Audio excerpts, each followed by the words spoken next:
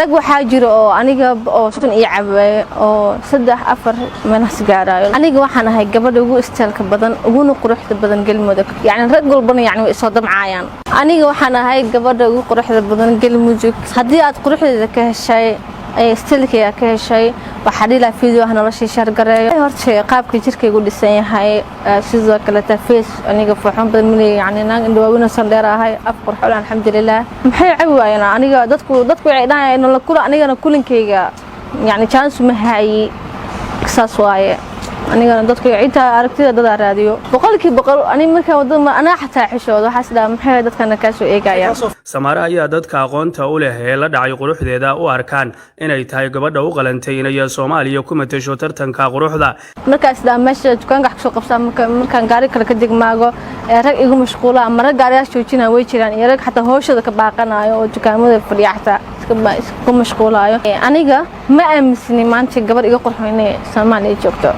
qurbi joogto waxaan dhihi lahaa dadka qurbaha joogo waqtigiimaha waqtiga anigu la hadlo yani igara noqdaan dhihi lahaa diswaay aniga shaqooyinkayga iska badan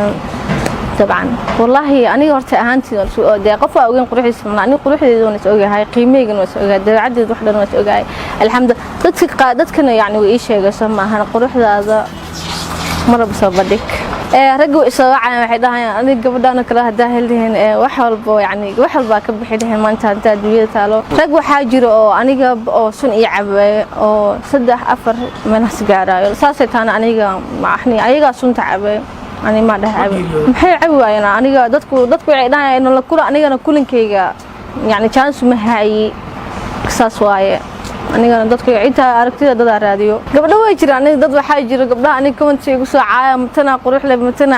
aniga quruxdeeda ana isku qarsan ama caaya ma caaya dikla afkaas ka daalinaan idii lahay waxaan aaminsanahay inaan quruxda Afrika maanta aan ka qaadi karo markii galmudug laga soo tago dabcan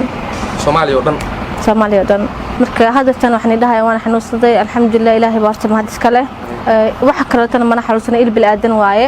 laakiin hadaftan just wana qaba ragade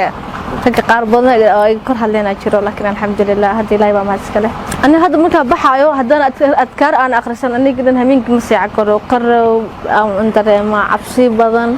laakiin anoo adkaarta akhrisan ama quraan akhrisan baak ma kaday karo quruxdan horta ilaahay baa siiyay wax la iska keenkeen habeeraatay ma ahan justina waan ag taaganahay qof makeup iyo wax marsiya ma aan kalsoonida isku qabaan faanteen alxamdulillah waxaan ahay gabadha fashion ka maanta ugu shidan galmudug kana aan aaminsannahay